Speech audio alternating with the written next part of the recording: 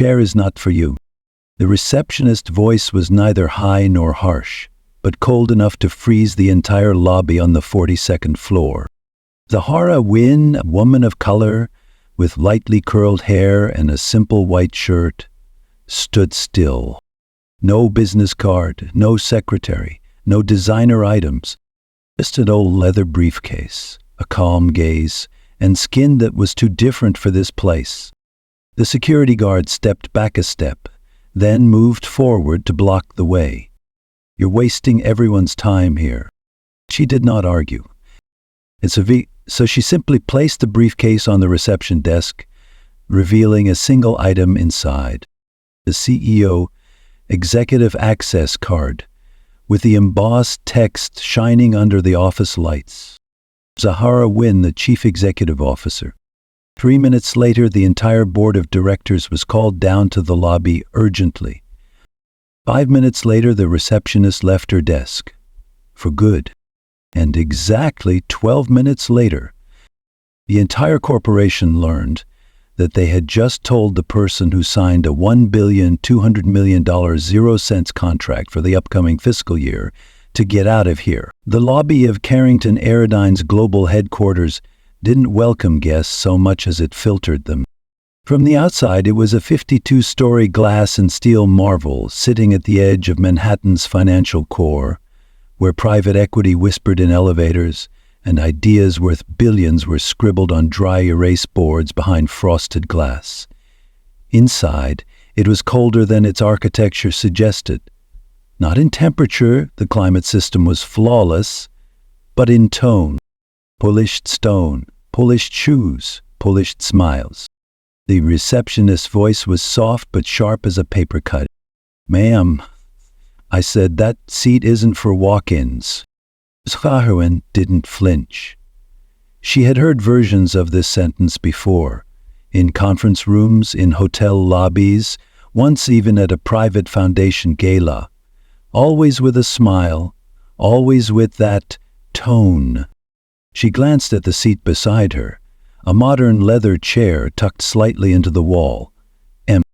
A white man in a navy suit had taken the identical seat across from her just moments ago, unbothered.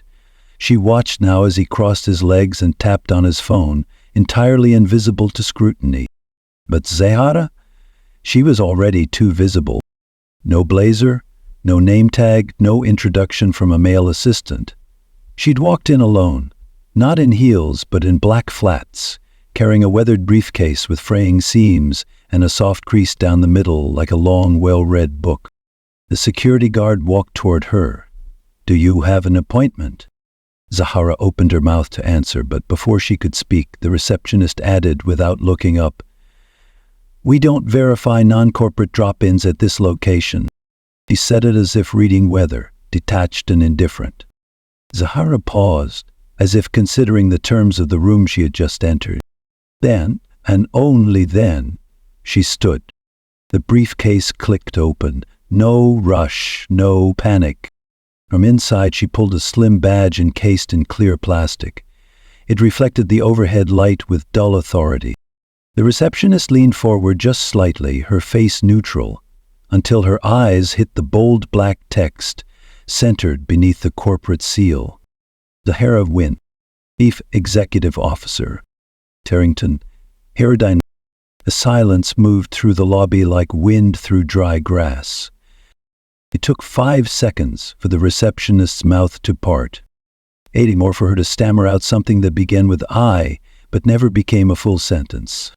By second 13, the security guard had stepped back, as if distance could dilute what had just happened. But Zahara didn't gloat. She didn't raise her voice. She didn't announce herself with triumph. She simply retrieved the badge, reclasped the briefcase, and sat back down in the same seat that wasn't for her 2 minutes ago. From behind the desk, someone made a call. Upstairs on floor 42, an executive assistant's voice cracked across the comms. "We see here, not Miss Wynn, not our CEO." As if the building had no other reference point for the force that had just entered it. Within 3 minutes, 3 vice presidents, Two HR managers and the company's general counsel were on the elevator down. And in those 3 minutes, Zahara didn't check her phone. She didn't shift in her seat. She simply waited, calmly, like a woman who knew this room better than anyone else ever would. Because she built it. Not the walls, not the granite, not the leather seats, but the foundation beneath it, the aerospace innovation, the military contracts, the carbon-negative jet engines that got them 3 presidential briefings in the last 18 months. And the only reason she was in this lobby today was to see what happened when the building forgot its own architect. The elevator doors slid open with the soft precision of a blade being unsheathed. They stepped out in formation, 3 vice presidents flanked by legal and human resources. All of them white, all of them in suits so similar they could have been issued, not chosen. Their shoes clicked across the polished floor in a rhythm that echoed rehearsed concern. The receptionist didn't speak. She kept her eyes fixed on her keyboard, typing nothing. Zahara often didn't rise to meet them. She remained seated, legs crossed, fingertips gently resting on her briefcase. It wasn't arrogance. It was memory. Of every meeting she'd chaired in that boardroom on 42, every deal she'd negotiated in 5 languages, every interview where someone said articulate and thought they were giving a compliment. The first to speak was Alan Brewer, EVP of Strategy, 4 years her junior, twice her interruption rate. Mrs. Wynn didn't realize. She raised one hand, not high, just enough to make silence obey. You know what happens when a private security firm lays unauthorized hands on a federal-level clearance holder? Alan blinked. Zahara continued, her voice steady. It voids their insurance, it exposes their client to liability, and, she tilted her head slightly, it gives the person they touched the legal authority to open an internal investigation. Immediate. Unsealed. A second of breathless stillness passed before HR stepped forward, a woman named Darlene, with corporate empathy polished into every vowel. Miss Midwayne, we are truly sorry. I've already started drafting a formal apology to... Zahara stood. Darlene stopped mid-sentence, as if the very act of Zahara rising altered the power dynamic of the floor beneath them. I don't want an apology, Zahara said. I want an answer. She turned slightly, gesturing back toward the receptionist's desk, now unmanned. The woman had quietly stepped away the moment she saw the elevator open. Who trained her? No one responded. Zahara looked directly at Alan. Who wrote the onboarding materials for reception? He swallowed. Operations, which falls under... He hesitated. Facilities and services. Which reports to... Alan's jaw clenched. Me. Zahara nodded once. It wasn't smug. It was confirmation, like checking off a box you knew would be empty. She walked past them, toward the elevators. Not fast, just with the kind of movement that makes people step aside without realizing they're doing it. Alan followed. Where are you going? She didn't answer. He tried again. We can schedule a meeting. Zahara turned to face him. I built this company to move at Mach 1.7, she said. If you need a meeting to correct this level of incompetence, you're not part of that velocity. The elevator opened. She stepped inside. Alone. Right before the doors closed, she added, have your office cleared by the end of the day. I don't promote executives who can't see past a receptionist desk. But the silence left behind was not just awkward, it was radioactive. In the lobby, HR opened her mouth to say something, but Alan raised a hand and walked away, knowing better than to defend what had just been witnessed by 3 security cameras and an entire finance team watching from the mezzanine. Somewhere upstairs, emails were already being drafted. The receptionist's name was quietly removed from the directory. A new memo was issued company-wide before noon.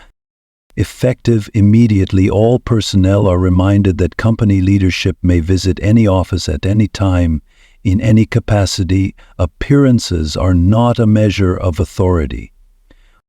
Zahara didn't write it. She didn't have to. The building, and everyone inside it, had just learned to read her silence. Zahara didn't return to her office. She didn't need to. Instead, she walked past the main corridor that led to the executive suite and slipped quietly into a side room that only a few people even remembered existed. The Innovation Archive was a small, glass-walled space built to host visiting dignitaries and defense officials, filled with blueprints of early aircraft models, sound-dampening prototypes, and the founding documents of Carrington Aerodyne. No one else was there. She tapped her ID badge, the real one, not the executive access copy she had pulled earlier, and the display case unlocked with a click. Inside were files most executives hadn't laid eyes on in years. She took one labeled Project Keystone and placed it on the table. It wasn't a file, it was a verdict. Because Project Keystone wasn't just a collection of innovations. It was the central licensing framework that underpinned nearly every military-grade design the company had ever produced. And 5 years ago, Zahara Wynn had added an amendment that almost no one had noticed.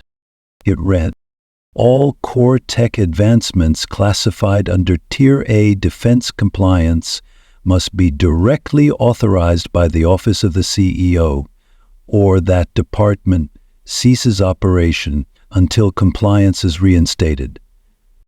No exceptions, no workarounds, no executive override."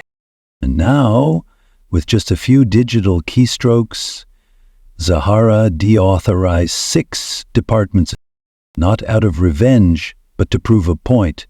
No one at Carrington ever seemed to learn the easy way. You do not gatekeep genius. You do not judge vision by the shoes that carry it into your building. Back upstairs, panic had begun to ripple in clean, soundproof circles. IT noticed first, system restrictions activating where there shouldn't be any. Then engineering, then R&D. By the time the chief technology officer received an emergency call from procurement, asking why their active contracts had just frozen mid-transfer, it was already too late. The company wasn't under attack. It was under correction. Zahara emerged from the archive room 30 minutes later, calm, composed, carrying only one item, the original shareholder agreement she had signed 8 years ago, the one that granted her sole authority over Tier A executive operations until fiscal year 2030. The same agreement that most of the current board had forgotten she ever fought for.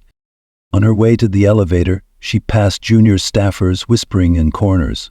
One young intern, barely 22, barely heard, murmured to a colleague, "That's the lady they just kicked out downstairs." Zahara stopped. She turned slowly, looking the girl in the eye.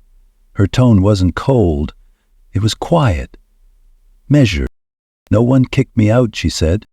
"Vinmei reminded me why I walked in alone to begin with."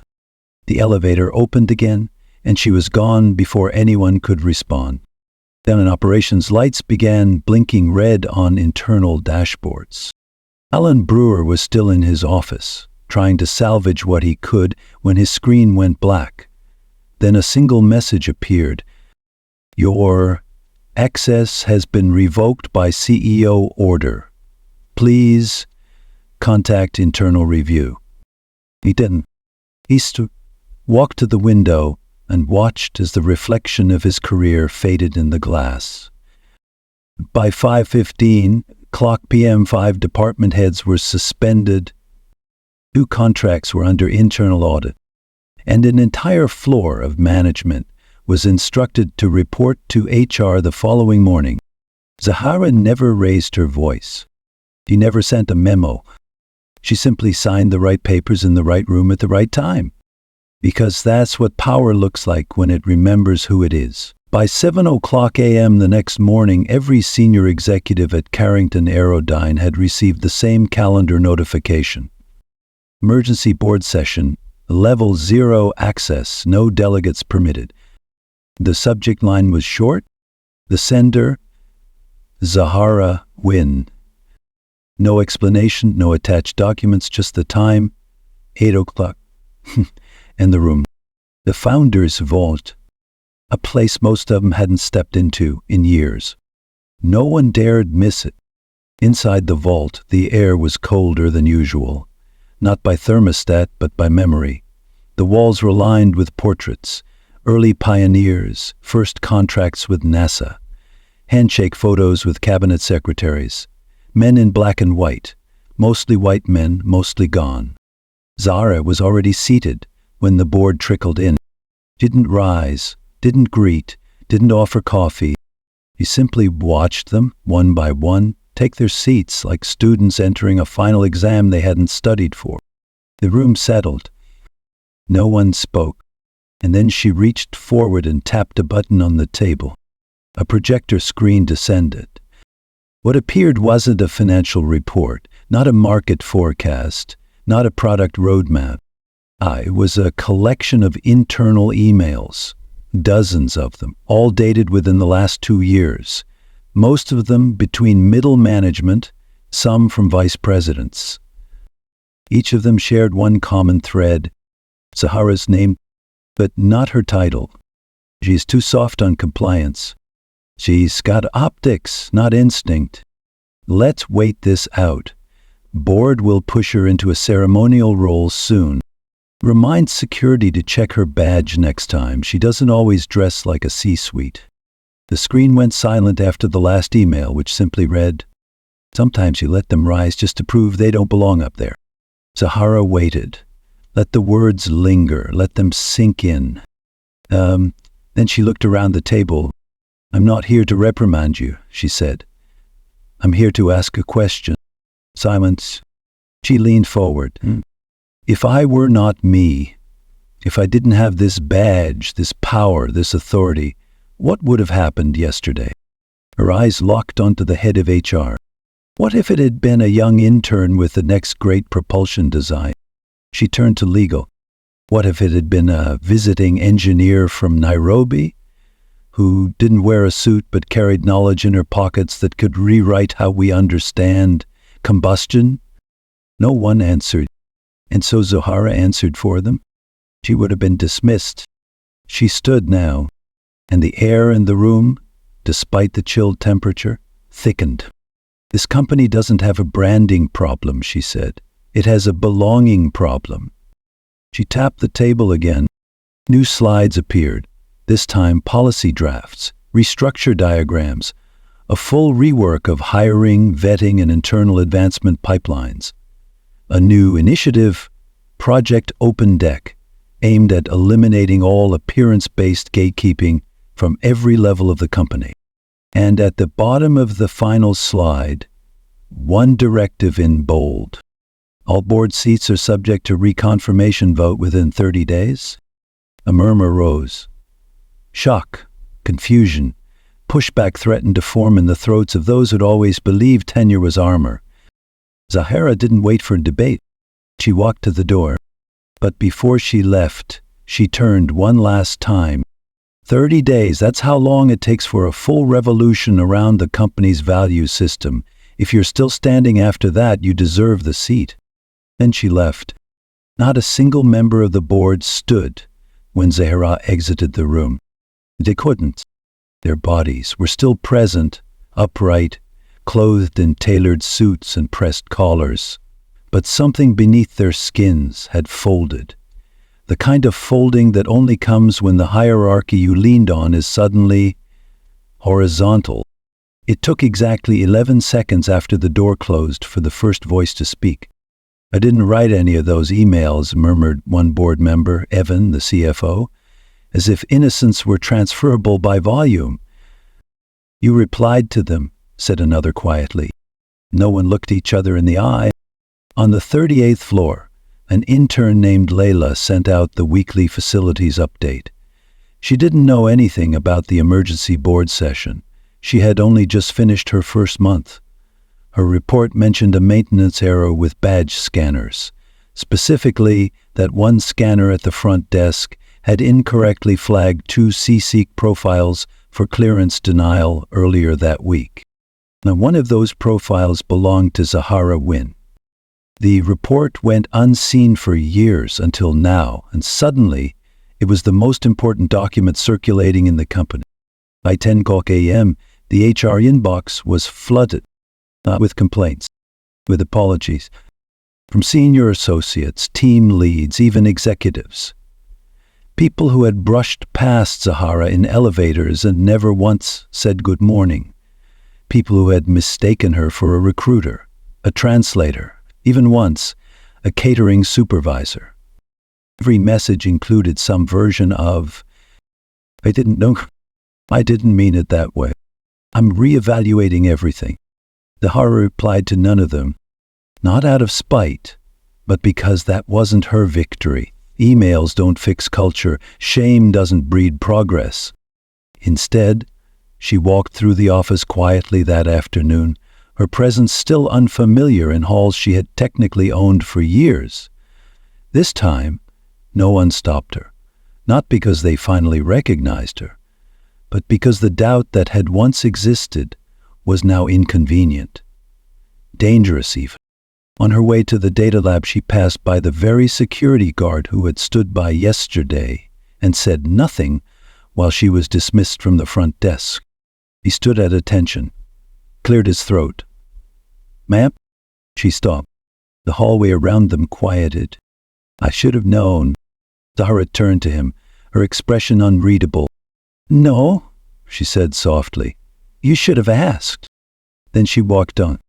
In the break room, 2 junior engineers stared at the internal employee portal on their screens, where the new Project Open Deck policy had just been posted. It was clear, radical, and brutally simple. No resume could be rejected based on school, appearance, accent, or cultural fit. Every team must rotate 1 seat for external candidates with non-traditional backgrounds every quarter. All hiring panels would be blind for first rounds, and any gatekeeping behavior would be reviewed directly by the office of the CEO. "Do you think she's serious?" one of them whispered. "She shut down 6 departments with a keyboard tap yesterday," the other replied. Point taken. Zahara didn't walk into the executive floor again for another week. She didn't need to. Her presence was now threaded through the walls, in how people paused before making a judgment, in how managers reread emails before pressing send, in how interns spoke in meetings and weren't immediately interrupted. The receptionist desk at the front lobby remained empty for a full day before it was quietly replaced with a small card. Under view. Please proceed. Authority is not more. Zahara never commented on it, but someone noticed that later that evening, when the cleaning crew passed through, her initials were freshly inscribed in the corner of the new policy plaque mounted beside the elevator. CW, the Carrington Aerodyne Annual Global Briefing was typically a 2-hour slideshow of polished optimism. Investors sat in rows of velvet chairs. Analysts took notes not to understand but to spin. Journalists drank weak coffee and nodded at buzzwords they'd already drafted stories around. But this year, everything was different. Because this year, the CEO was no longer a mystery figure who appeared only in press statements and quarterly calls. This year, Zahara Wynn was walking to the stage. She wore the same black flats from the day she was told that seat isn't for walk-ins. Her hair was pulled back, simple and neat. No stage lighting flared as she stepped forward. Only the spotlight she'd carried with her long before this building had caught up to its own reflection. She didn't begin with a speech. She began with silence. 15 seconds, long enough to feel intentional, long enough for discomfort, long enough for every person in that room to realize she was not filling space. She was resetting it. Then she spoke. "You know who I am. But for a long time, most of you didn't. No slideshow clicked on, no applause interrupted." Zahara looked across the room, and her voice stayed quiet. "I've been dismissed, misnamed, left waiting in lobbies of buildings I own. I've been told to get lost, as if leadership wears a uniform you can recognize at first glance. Some heads lowered. Others froze, unsure whether to perform agreement or stay still enough to not be remembered. But I didn't come here to relive that moment, Zahara continued. I came to remind you of this. No empire ever falls because of outside attack. They crumble from within, from the belief that power belongs only to those who resemble it. She clicked a small button in her palm. Behind her, the screen came alive. But not with numbers, not with projections, with names. Names of engineers, of interns, of factory line workers, of field mechanics. Each name tied to a small story. The janitor, whose modification to a storage rack prevented a $7 million 0-cents parts loss. The night shift technician who solved a thermal leakage no senior engineer could explain. The undocumented contractor who pointed out a design flaw that saved 4 pilots' lives in a test flight. No Ivy League degrees, no ties, no polished accents. But without them, Carrington Aerodyne wouldn't fly.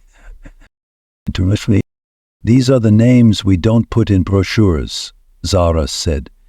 But from now on, they write the brochures. And then came the twist. This year, Carrington will launch the Wynn Initiative, a global talent accelerator for voices buried under assumption. No resumes, no referrals, just results. The audience murmured. Half of our internship positions will go to students with no formal education in aerospace, because vision doesn't always come from instruction. Another beat of silence. And every director who sits on our board will now serve a quarterly rotation on the factory floor. If you can't walk among the people building our future, you don't deserve to direct it. Gasps now, some applause, some confusion. But Zahara wasn't finished. One more thing, she said. To the people watching this online who've ever been told, you don't belong here. She paused. That seat you weren't meant to sit in? She smiled gently. Point closer, then build a longer table. The room stood, not in thunderous applause, but in something quieter, heavier. Respect. After the event, reporters clamored to ask questions. But Zahara didn't stop for them. She stepped off the stage, walked through the crowd, and exited the building the same way she had entered years ago. Alone, unguarded, unnoticed by most. Except for one man, an older engineer in an oil-stained shirt and worn steel-toe boots, standing by the hallway wall with a cup of black coffee. He gave a small nod, not one of formality, one of knowing. Zahara returned the nod. That was all. The following morning the board met again, voluntarily, not to contain damage, but to build from the ground Zahara had cleared. The receptionist's desk was never reinstalled, so in its place was a sign, "If you're here to build, you belong." And on Zahara's office door, once locked, now always open, was a single engraved plaque. Zahara Wynn, CEO, lead architect of flight and future.